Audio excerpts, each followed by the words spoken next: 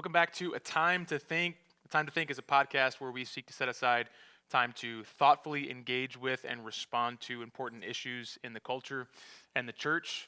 You are looking at or about to listen to Pastor Chris Tillman, who pastors in Stevens Point, Wisconsin. I'm Pastor Josh. I'm here in Wausau, Wisconsin. They're twin cities of sorts. The Twin Cities, a little bit farther away than the Twin Cities and a little bit less crowded. But we share a lot. Yeah. You know, one of the interesting things, Chris, here's our first tangent of the day. Moved up here, and people in central Wisconsin talk about cities almost like they're curse words. Yeah. I was driving through the Twin Cities. The Twin Cities, yeah. Or I had to drive through Chicago. Oh, yeah, Milwaukee, yeah. You and I went on a trip together 5-6 years ago, and we were driving through Cincinnati, and I was driving like a crazy person. I remember friend Zach O'Malley was in the back seat like, what is going on? Holding on to the seat, man. I was just like, it's just a 4-lane highway, man.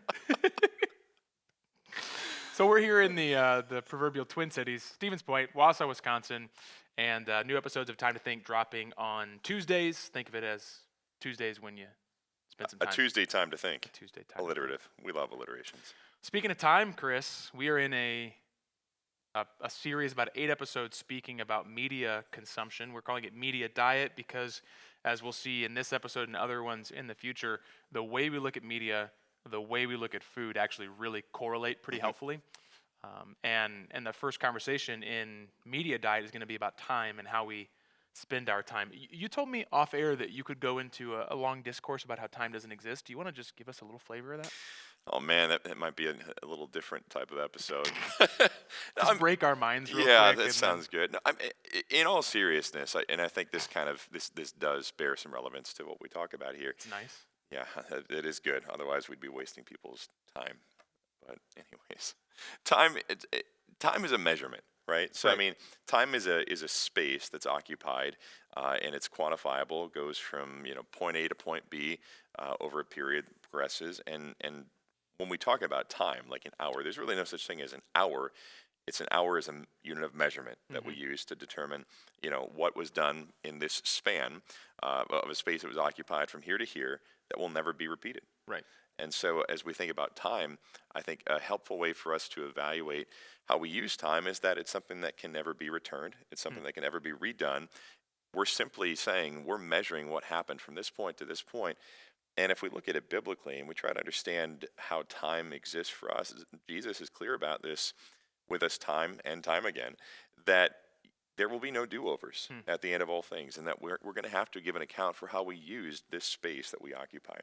And so as we think about time, we can't just be content to look at a planner or calendar on our phones and say, well, from 10 a.m. to 11 a.m. and 12 p.m. to 1 p.m. or whatever, it's how are we using what God has given to us in this space, and we want to measure that. So not just in terms of ability to be productive, essentially, but you're almost looking backwards in time. We tend to look forwards at how much time will it take me to do this? How much time do I have left? How much time will it take me to get there? And you're saying that fundamental to time is that it's a space, a period that it's done. Yeah. How have we used it? Right. How have we used it? I think that one of the benefits of hanging around with older people is you get that sense. I mean, if you actually listen to someone who's older talk about how fast life goes, right? As a 12-year-old, you're like, oh God, grandma's talking about time again. but the reality is I'm not even that old, but I'm starting to feel it. Yep. You go, oh wow, my son is a year and a half. I feel like I just had the period of time where he wasn't sleeping, and right. now, and so yeah, you're right. One of the fundamental things we don't think about is you can't get it back. It's in a world of resources, it is a vanishing resource. Yeah. Non-renewable. Right. And so we'll get a little bit later to maybe the biblical instruction of time. But I think one place I wanted to start off in regards to time and media is just this nature of how it feels like our days and our weeks and our months and years kind of happen to us rather than us engaging in them. Do you Yeah. feel that, Chris, where you're like, wow, it feels like today just happened to me? Yeah, yeah, absolutely. And I think just broadly speaking of the culture, I think some of the more successful people that you see are those who don't let time happen to them. They're those who determine in advance how they're going to use that time. And so I think there's success to be found in that. But more and more within the culture in which we live in the 21st century West, time is something where basically we're passively consuming. And as we're talking about media for these Hmm. several weeks, like we're passively consuming things, it's always being put in front of us. I mean, I remarked to my wife yesterday as we were watching a football game, said, you know what? We haven't seen any political ads. How great is that to not see political ads? And the reason why we can say that it's so great is because we don't determine what's put in front of our faces so Sure. often. Yeah. And so we're always passively, and that's kind of taught us within our culture that time is something that happens to us, and that we're just kind of sitting back, consuming, and experiencing things that are being put in front of us. Yeah, that's really interesting. So you've mentioned a couple things then just off the bat. One is a view of time where we look back and say you can't get it back. It's a non-renewable resource. And then you just mentioned that success is in looking forward. So you stop and you pause and you say, I have a limited resource that I can't get back, which leads you to look forward and say, therefore, I'd like to use it well. Wisely, yeah. But the problem, and this little device, the cell phone, is quite a challenging little thing because it does give us incredible amounts of opportunity to just Yeah. engage passively. Yeah. And one of those things is shown. So yesterday, get home from church, you know intimately the Sunday afternoon exhaustion. Yeah. And so there's just this period of my week every week from 12 to 5-ish on Sundays where I don't care to do anything. Yep. Well, luckily my son right now naps from 12:30 to 3, and so You get can watch home. the Titans play. Right. I get home. I can watch Titans if I want to, but that's part of this discussion is I have to continue to determine is that the best use of my time, because what generally happens is I get home, son gets lunch, and then he goes down. I have 2.5 hours. Hmm. And my gut reaction is to play on my phone or to watch football. But what happens almost every time is then he wakes up at 2:30 and my gut response is I want more time. Mm. Now, that might happen regularly no matter how I spent that 2.5 Sure. hours. But I think a bigger part of that is I'm almost sitting there on Twitter or watching a football game going, oh, this time's almost up. Oh, this time is almost up. This time is almost up. This time is almost up. But I'm not actually getting what I desire, which is rest or Sure. so then he wakes up and I want to take care of him because I'm like, no, I want more time. And that's just a little microcosm of this moment of my week where I'm passively consuming, but I'm not actually getting what I want. And then the time is gone. Right. So then that non-renewable resource is gone. Hmm. And if I don't think through on a Monday today what actually that time can be best spent, then it's just gonna happen to me. Right. And lo and behold, 8:30, 9 p.m. comes, and we're going upstairs to bed, and I'm thinking, oh, there's another day. What happened? Yeah. So first off, we've got a non-renewable resource. You have to say time we don't get back, and there's a couple really fundamental biblical truths here, Chris. Psalm 90 says God has limited, or sorry, it says God teach us to number our days. Why? Why? So that we can gain a heart of wisdom. Exactly. So Psalm 90 is saying, know that your days are short because it will make you wise. Isn't that exactly what we're talking about here? Yeah. Know that it's a non-renewable resource so you know how to use it. Yeah. Any more reflections on just how that understanding of time being limited leads us to use it well? Yeah. I mean, if you think about, at the risk of sounding morbid, I mean, when people find out they have a There's got to be a terminal morbid illness, moment in every podcast. yeah, there should be, right? When somebody gets to the end of their life and they realize they have so much time left, that it really presses in on them that there's a finite, the hourglass has been turned and the sands are running out. And once that sand runs out, nobody's flipping it back over for them.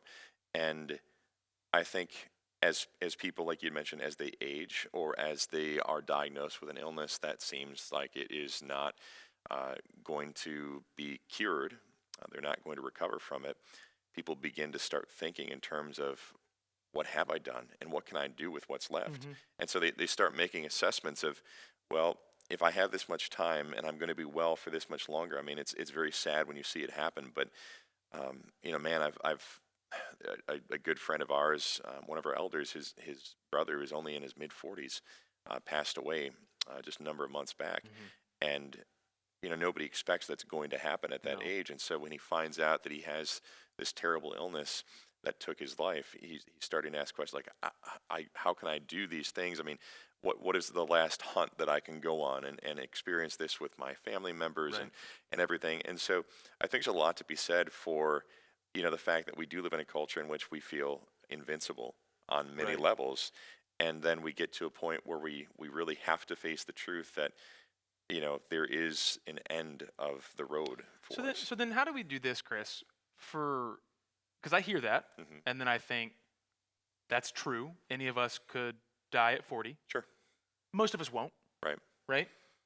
Because we live in a age with abundant safety and good health care and access to food and Yeah. cleanliness and in all different. So the likelihood is most people are going to live past 50. There's some tragedies that happened before. So how do we in America think about our days as limited, even though we're facing that perceived invincibility? And I think it's a pressing question because I'm talking to a teenager last night, and he's a wise young man, and yet he's thinking, my days are numbered. I got a lot left. And so how do we engage? I'm nearly 30. You tell people you're old all the time, but you're not that old. What, you're nearing 40? Or just hit 40, is Just that hit right? 40, Just hit yeah. 40. So you still got plenty of time left, hopefully. We're still relatively young in the scheme Right. of things, and yet God is saying, number your days. Yeah. How do we put those two pieces of the puzzle together? Yeah. The other day I had a conversation with my kids and trying to push back against, we have certain policies in our home when it comes to digital device usage. I'm pretty strict as a dad when it comes to what I will allow my kids to have, and I pretty much have a no internet policy unless it's supervised time for various reasons. But I had this conversation with my kids, and whether it's using technology or whether it's just kind of lazing around, the conversation I had with them was effectively to communicate. Jesus said that even every idle word is going to be brought into judgment. Mm-hmm. Now, that isn't something we're supposed to sit here and morbidly, introspectively think about, oh, was this Right, word we've already idle had or our not? morbid moment. For Right, this podcast, exactly. we So can take let's put the morbidity aside. And let's just kind of think in terms of what is this really communicating about God's heart for us, and that his heart for us is that we would use time wisely, because at the end of all things, we're going to present to him in offering, as it were. And for those who are Christians, I mean, you see how the Apostle Paul talks to the Corinthian church, and he says, there's some people who are going to be saved as if through fire. And they're going to have so much in what he talks about, is he classifies it as wood, hay, stubble, just things that were such a wasteful use of the redeemed life that God has given them, that it's just going to be shown to be worthless. And so to number our days, So they're going to be saved, yeah, but as through fire. but as through fire, exactly. And so the way that Paul presents it to the Corinthian church, who really struggled with the same types of issues that we in our culture today struggle with, in putting together this desire to kind of be part of a very cosmopolitan, worldly society. I mean, that's what they were tempted with. It's what we're tempted with. As he said, like, let your house be a house built with precious jewels. And so, meaning that at the end of all things, what you present to God as a use of his time is to say, I've considered my time, I've numbered my days, and no matter how many I have, whether it's going to be 80 years, Yeah. whether it's 30 years, whatever it might be, that I'm going to present this to the Lord. So when I'm sharing that with my kids, saying, you're going to have to offer something to the Lord Jesus at the end of all things. And it's not a way that you have earned any kind of Right. favor with him, but it's to say, Lord, for all my imperfections, by your grace, I'm offering this up to you, and this is what I did with what you gave me. Right. That's going to be a really helpful analogy there, Chris, in our next episode when we talk about telos, the purpose of our time. So I'm glad you brought that up, because we do need to look at our time as, we offer a timesheet to our employer. Right. Here's what I've done. And, Yep. one thing I think for people that are younger, to think through is, we look at Ecclesiastes and it says the few days of our life under heaven. And once again, people that maybe are under the age of 50 or 40 might think, I still have many days left. So how do we grasp the fact that our days are few? For me, it's helpful to think about how few minutes I have in my week. Mm. I mean, each week, I just preached yesterday, Chris, and I'm already looking at my week and thinking, I don't know how I'm going to get that next sermon done. Right. Because praise the Lord, I get to go to a Titans-Packers game this Thursday, which means half my day is cut out on Thursday. I got a paper to write for seminary. I've got, a number of meetings. We're doing podcasts today, and I'm already looking at my week and going, I don't know how I'm going to do all these things. Right. And I surely will hit next Saturday night and think, where did that go? Right. And I'm already, right now we're recording, it's like 11 a.m. on a Monday, and I woke up at 5, and I'm already thinking, how did 6 hours just pass? And so there are different latch points that we can hold on to, even if we're not yet past the halfway point of our lives, Sure. in our mind at least. There's different latch points where you can go, man, the minutes are few. Yeah. The hours are few. They go by so fast. They don't come back. And on a weekly basis, and I think anyone who has a job where they need to produce something are confronted with, I have more to do than the time I have. Yeah. And that's true in our own lives. And I think even more so, I always tell my wife when we're doing something that requires endurance, I love the halfway point. So if I'm running 10 miles, I love mile 5. If I'm on a 10-hour car ride, I love the 5th hour, because for the first 5 hours I'm thinking, 9 hours left, 8 hours left, 7 hours left, and that first half goes by really really slowly. But as soon as we reach the halfway point, it seems like it zooms by, because all of a sudden We just more did time has passed. Yeah, exactly. The trick thing is that the opposite is true in our lives. Right. We reach a halfway point of our week, of our month, of our year. We're thinking, oh no, more time has passed than I have left. And I think one of the gracious things that God does through his scriptures in Psalm 90 and in Ecclesiastes 2 and 5 is tell us at the outset, you need to realize you don't have that much time. Think about it. Think about your day when you wake up. And here's where we get back to media consumption. Think about your day when you wake up at 5, 6, and you say, this day is going to be gone really quickly. And in this day, I need to go to work.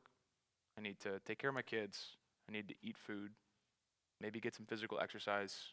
I need to continue to build a relationship with my spouse or my friends. I don't have that much time to putz around on Twitter. And if I do, then that Twitter time, that television time, is going to take from other things, because time is a zero-sum resource. Right. Talk about zero-sum games. Time is a zero-sum resource. If I use it for one thing, that means I cannot use it for another thing.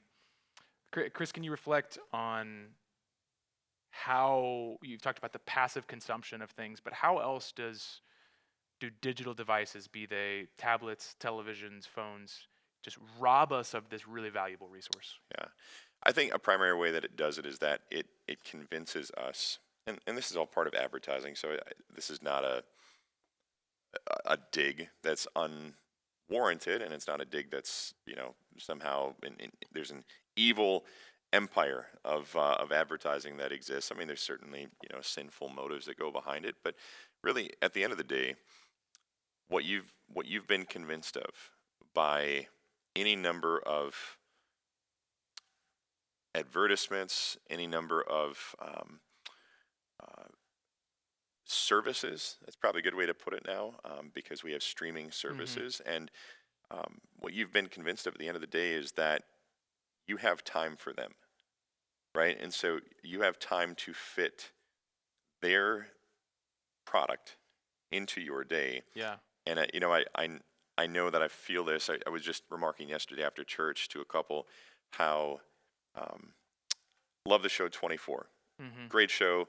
And 24 hours. 24 hours, yeah, exactly. Time, man. Jack Bauer Does he have enough gets time? things done. He gets a lot done in 24 hours. But it's something for me where I'm thinking, I really want to watch this, and so for me, the justification was, well, when I'm running on an elliptical or something, what I'm going to do is I'm going to watch 24 Yeah. because I'm I followed convinced your that I lead should. yesterday, or the other day. I ran on a treadmill because Tennessee had an 11 a.m. game. So I too, I was like, I want to watch this game. I need to write a paper, but So let's get it yeah, done. yeah, Yeah. yeah. And there's nothing wrong with the multitasking aspect, but when it kind of extends itself into the world of look at what we have available for you. Um, and Peacock, great service. I really think it's a Mm-hmm. stellar value in the world of streaming services, but they put out season after season after season of these extended editions of The Office, and you feel compelled. You're like, man, I gotta watch those Mm-hmm. because I watched the original ones, Right. but now there's more, and I can watch There's this. more, man. And you sit down, and you're basically told like, don't hold back from watching this. You should watch this. You should watch more of this. And I find it funny that even now, I'll sometimes I'll fall asleep on the couch at night and wake up, and there'll be this message on the screen from like Netflix saying, "You still watching this?" Mm-hmm.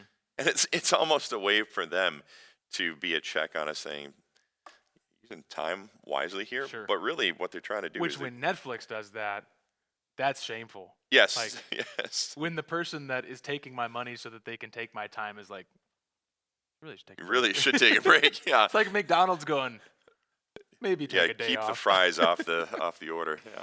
Yeah. It's so I'll bring up the food aspect because I want to think in this media diet series we're talking about 4 T's: time, telos, temperament, and turning off. Hmm. Right. So we're gonna discuss those 4 T's in these next 4 episodes. And in regards to time and numbering our days, I think it's helpful to think through the relationship between food and media in America. I was just talking to some high schoolers and middle schoolers this morning and saying, you need to know that in human history, you are in a very, very, very unique spot, which is a spot where you can eat as much as you want and consume as much entertainment as you Yeah. want. That is unlike anything Hmm. pre 1970, really. Hmm. Just I was talking to some teenagers last night, and we had so much food that you could keep eating until you were full, and then eat some more, and then once you felt terrible, decide Hmm. I should stop eating. Right. And isn't that what we do with something like a streaming Right. platform? I can keep watching until I feel bad about how much I've watched, and then I can watch one more show until I'm like, oh, I feel terrible. I should go Yeah. to bed. And and so we're in a culture where you can consume so much, but then God is telling us, you got to count how much you're consuming. And one of the really annoying things you can do in America is count your calories. Hmm. But you know what counting your calories does? Is you start to realize, huh, a cookie is 250 calories. So if I had 2 cookies, oh, a salad is 450 calories. That's going to fill me up. And you start to make these decisions. Yep. And I think the Lord is calling us to similarly view time and to count how we're spending our time and to maybe even step back and say, seven times, you're a 24 expert, 7 times 24 is what, 148 or 160 something? 168. Yeah. 168 hours in a week, and I'm going to sleep 8 hours a day. I'm going to sleep 50 of those, and I'm going to go to work 40 something of those, and I'm already down to 68, 70 left, Hmm. and I got to eat meals, and I might go to the gym, and now I'm down to 40, and Hmm. I have a spouse or I have kids, and you start ticking down this time, and you start Yeah. thinking, I don't actually have that much to spend. Hmm. So how do I want to spend it? Um, because maybe you have a day where you need to do yard work, and you have a day where you need to run errands, and you have all these different things. And so I think as we see time as a non-renewable resource that God tells us it's limited, you don't get it back, and then we see technology as something that takes that time from other things, we should be encouraged to step back and say, what amount of time am I willing to give to entertainment each week? What amount of time, not even that, what amount of time is responsible to give? Right. Thinking back to your conversation with your kids. Because as Christians, we are going to look at the Lord and say, this is how I spend my time. And so in that, what amount of time is honorable to God for me Yeah. to give? Yeah. Yeah, and I do think a lot of it has to, to bring that the food media connection together. I know the time that I will spend eating food that is the worst for me is the time that I'm seeking comfort, Mm-hmm. right? So seeking comfort and satisfaction. I rarely will ever get a chocolate shake at McDonald's, but I'll tell you, the only times I really do is I'm feeling awful Yeah. about something, feeling depressed. Like, Mm-hmm. I just need a chocolate shake right now. There's nothing wrong with eating a chocolate shake, but if you evaluate, like, what is the promise being made in that moment with that product, and the promise made is you're just going to feel good for a little bit. Now, again, there's nothing wrong with feeling good for a little bit, and sometimes you just need to pick me up where you're feeling down, and that's okay. But to draw that connection with media and time use is that there's a promise typically being made to you that if you invest your time and you bring up things like yard work, this weekend I wanted to go outside, cut some trees down in my backyard and Mm-hmm. everything, and just take care of stuff. And it felt like such a chore to me to want to go out there and spend an hour and a half cutting trees down. But man, I could sit down and watch movies with my kids, no problem, Yeah. because there's a promise being made. The trees aren't Yep. making a promise like you're going to feel fulfilled and satisfied because it's work. But with media and how you consume media, it's again the passivity that's involved. It's the we'll take care of you, Yeah. we'll comfort you, and again, chocolate shake every once in a while, it's fine. But if every single day, you're listening to McDonald's and nodding your head, I need a chocolate shake to feel good. I need a chocolate shake to Right. feel good. And we'll talk about this in the coming episodes. But man, as you evaluate how you're investing your time, you're thinking, I'm willing to invest in something that is ultimately not going to deliver what it Yeah. promises. And so as you sort things out and you try to establish what your priorities are, man, like the promise of comfort, you need to be willing to set that aside because there are a lot of things that are uncomfortable that are going to be well worth the investment with time. And I think that's sometimes why you Yeah. find that athletes tend to be successful individuals generally because they know what it is to invest time in uncomfortable activities. Yeah.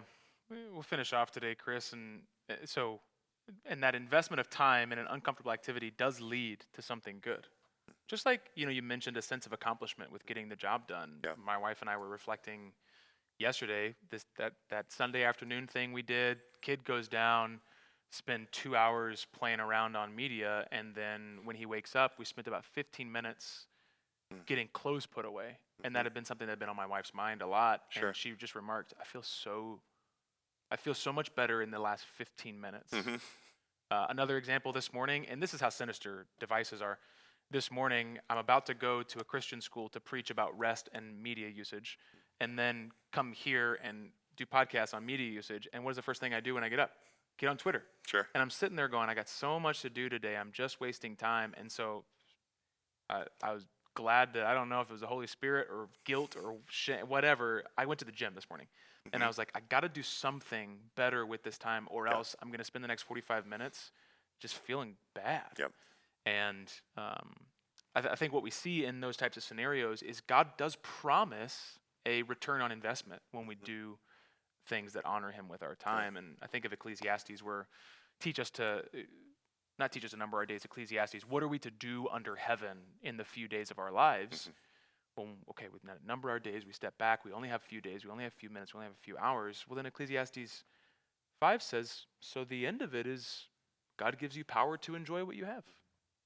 Once you number your days and you say, my day is not about acquiring, my day is not about getting as much as I can or as much Yeah. pleasure as I can, well, then God gives you the power to enjoy the one meal you do have, or the one show you do watch, or the one game you do watch, Yeah. right? Or I think that's the flip side of it is you number your days like God has called you to. You ask, how would God have me use my time? And He does bring great enjoyment to Hmm. just that redemption of time. So this has been a time to think where we seek to thoughtfully engage and respond to important issues in the culture and the church. You can reach me, Pastor Josh, at downtomissionchurch.com, Pastor Chris at downtomissionchurch.com. If you have any questions, we've been encouraged to do a mailbag episode at some point. Yep. So questions about the culture, the Christian life, theology, anything like that, maybe we'll rifle through some of those here soon. Exciting. Yeah, thanks for taking the time to think.